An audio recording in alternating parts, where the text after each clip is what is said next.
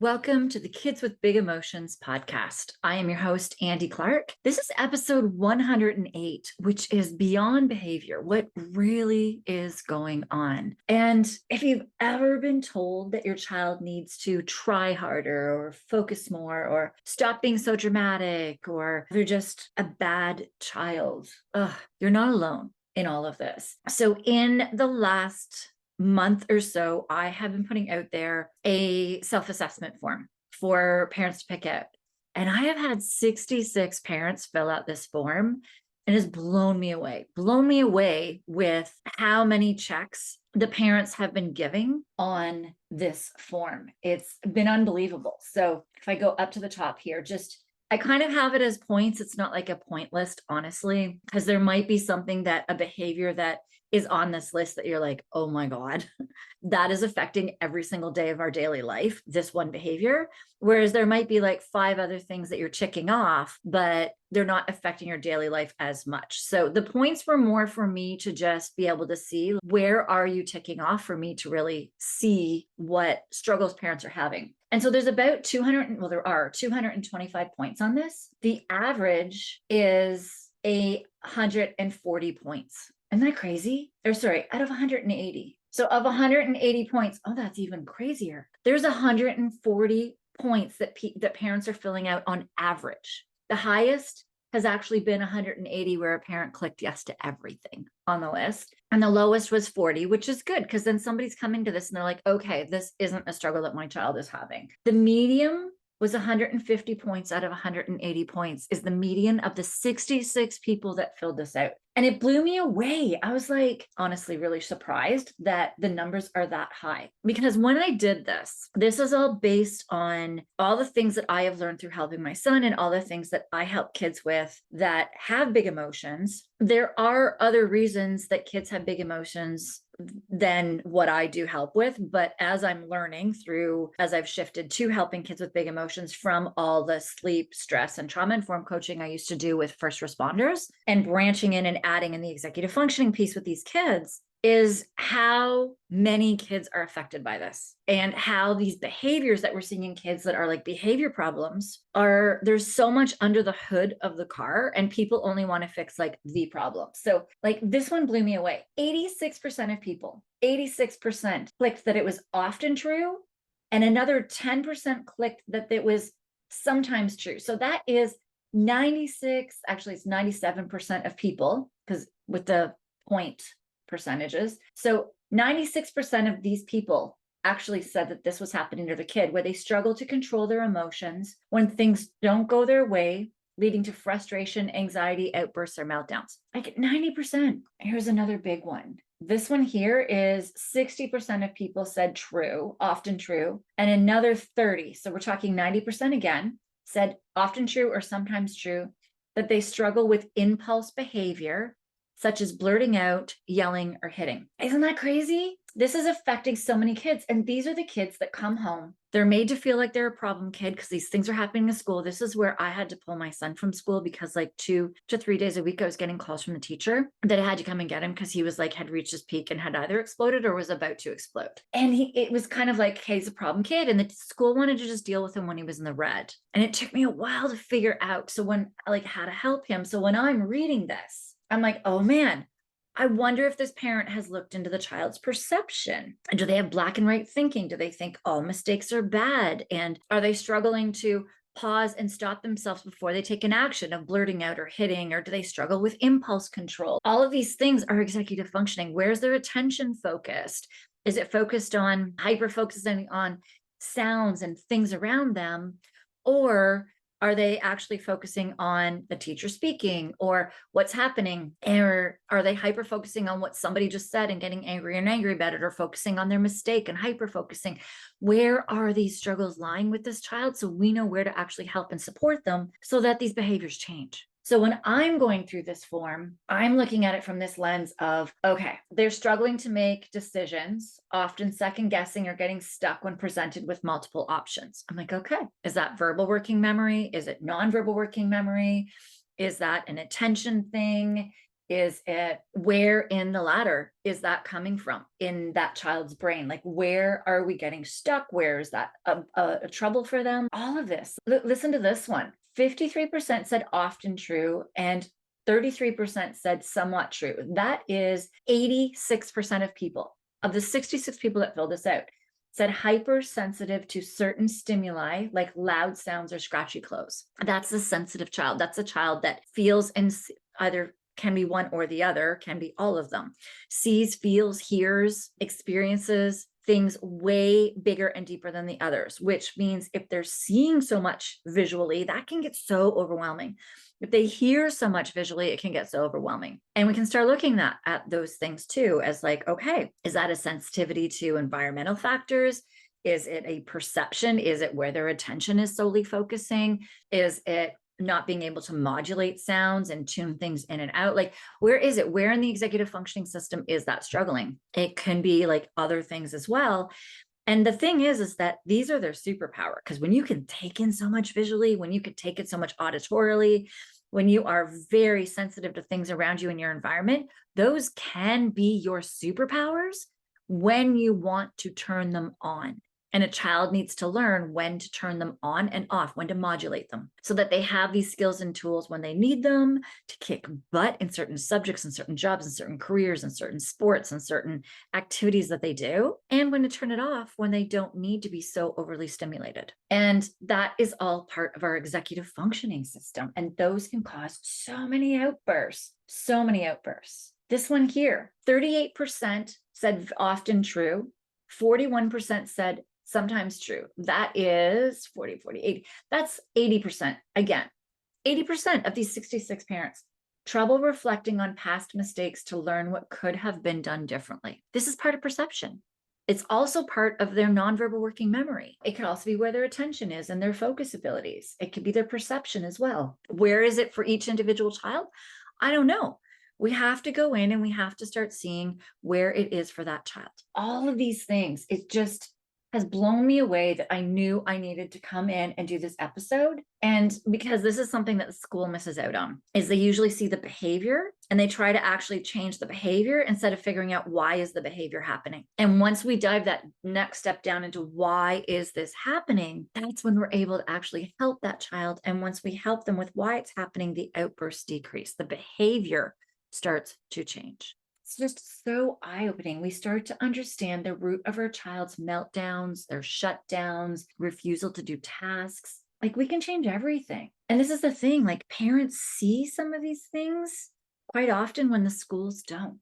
You may have that amazing teacher that is able to notice these things and help them, though most teachers yet, hopefully this is slowly snowballing. I know who I learned executive functioning from. She is working really hard to get this into schools all over to help the teachers with the executive functioning side, the side that helps the child with mood regulation, planning, organizing, how their brain thinks, how they hold on to things. So do they remember directions that you're giving them? Do they get overwhelmed easy? Are they able to manage their time sense and pacing on things? Can they like figure out what to focus on and not to focus on? Do they have black and white thinking? Is their focus all over the place? Are they hyper focused on things? What are they perceiving from certain things people are saying? Are they able to understand what people require in a social setting? This is the executive functioning side, and the school focus a lot on that academic side. So, like, say we have a child that shuts down during group work, explodes over homework, cries because something didn't go perfectly. We need to look under the hood of the car. A child who struggles with instructions or transitions is often labeled quote unquote difficult, when in fact they could be so overwhelmed. They just may not be able to hold the instructions long enough to do what is being asked of them. They may just so overwhelmed, and their system just can't handle any more demands. A child who struggles with instructions or transitions it just blows me away when they are labeled as difficult, when in fact they're overwhelmed. So start documenting patterns you've noticed. Start noticing, okay, what triggers my child? So we kind of work backwards. Okay, child's having outbursts. It could be with change. It could be starting their homework. It could be you asking them to do something around the house. It could be packing their bag. When there's something that they're struggling with, Notice what the thing is they're struggling with and kind of notice what happened before and see if there are any correlating patterns, like anything that you see that is overwhelming them or shutting them down. It could also be that there's so many things that have added up in their day that they just can't hold it together anymore. So it may not be what just happened. It could be like a cumulative of the day. That's why a lot of kids melt down as soon as they get home.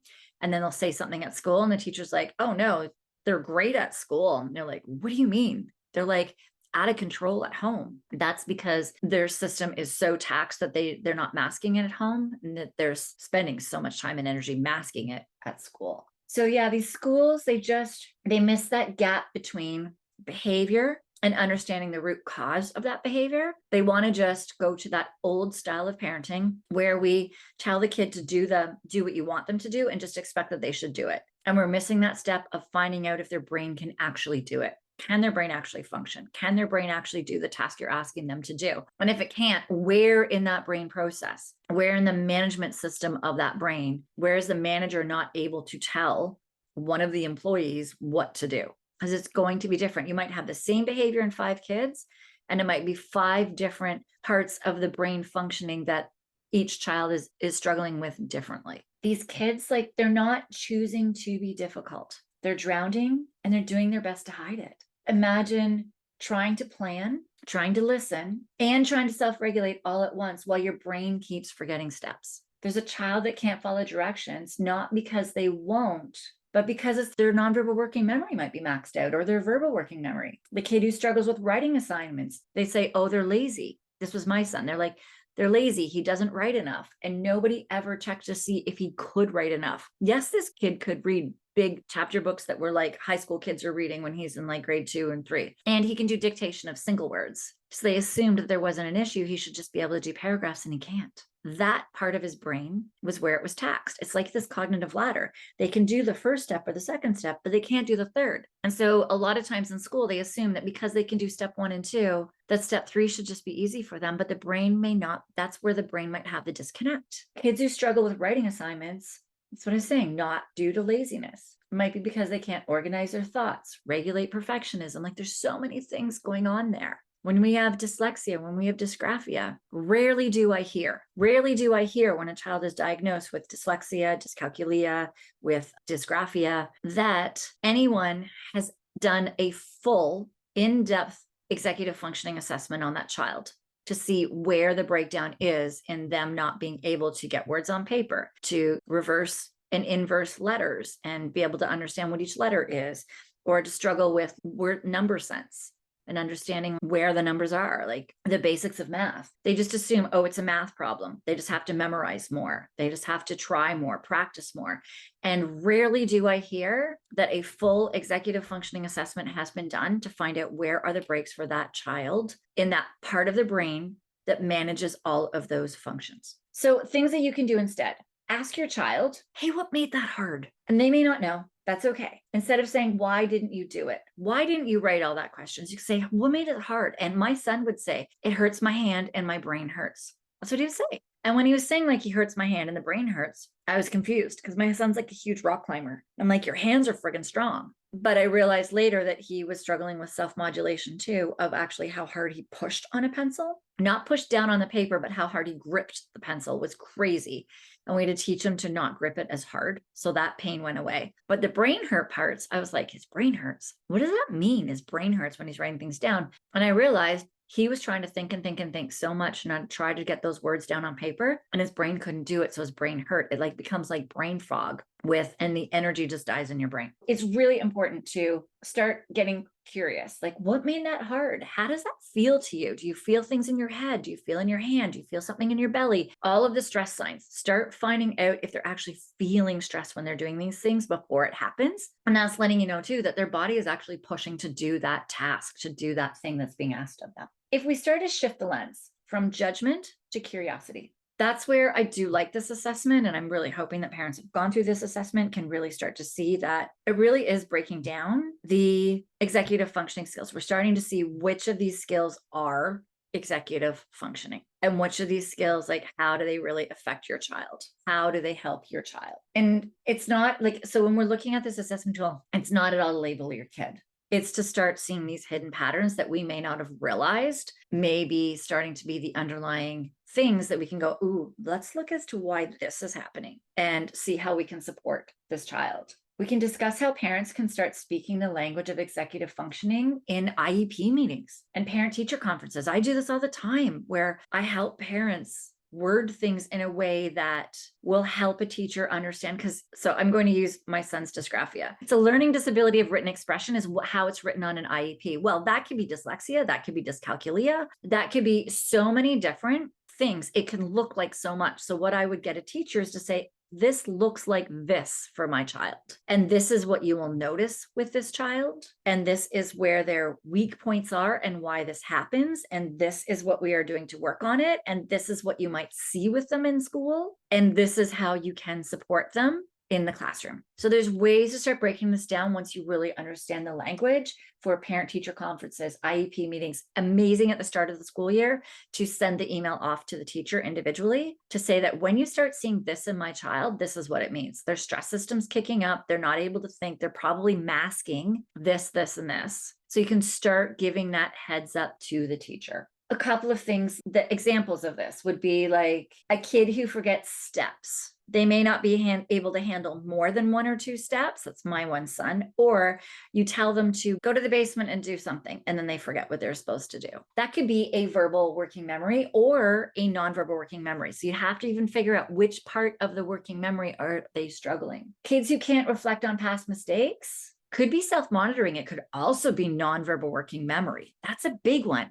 Like if your child is constantly running out and not looking as they cross the street, even after they've seen cars coming and realize that that's like a big danger, that could be their nonverbal working memory that needs to be supported. Not yelling at them tons of times to, hey, you need to look before you cross the street. It could also be the verbal working memory too, that just isn't processing the words that you're saying or the steps that you're saying, and they're forgetting the directions that they can't remember to do it. So there's so many different pieces of where that could be and how they are making that mistake. When a kid seems impulsive, they could be stuck in sensory overload. They may not have the ability to pause and think about what they're doing. Their nonverbal working memory may not be working. They may have struggles with perception. They may have struggles with attention. We need to figure out where the breaking point is for them. What you can do now is I have the link for this self-assessment form in the show notes. Go down below and grab it if you haven't already. If you have and you have any questions from this, give me a shout. Like you can email me, you can book a call with me, ask me any questions that you have. There's also my support circle, which is where I do give people one-on-one support. And you can click for that, or you can even work with me one-on-one. But it starts with this assessment form that I do have here. And then in the support circle, and yes, I also have some episodes, podcast episodes. If you go earlier, episodes, I'm going to write this down, the EF series. I think it starts at 85 to 92 of this podcast.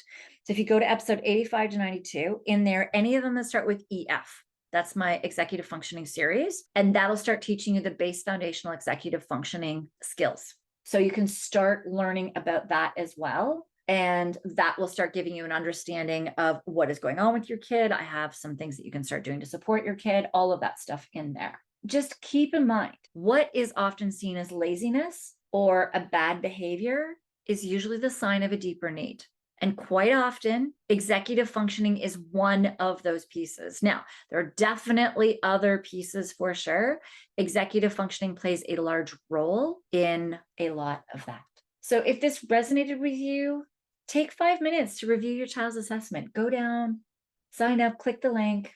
It'll be emailed to you. The form, actually, when you click the link, the form is given to you right away, and it's also emailed to you. So if you don't have time right now, still go down and click the link, and then you'll have the form in your inbox so that when you do have time, you can fill it out then. Let me know what you think. I'm really, really curious to hear what you think of this form and what questions have popped up on with you after going through this form. All right. As always, if you have any questions, let me know. You can come join the support circle where we have that membership with tons of parents just like you. I answer questions in the group. You can type them in, going through all of the lessons that I have in there that I'm constantly adding to. Every week I have a group call where you can come on live and ask your questions. And then I also work with clients one-on-one. So feel free to book a call, join the support circle, however you want. I am here to support you, and I'll see you in the next episode.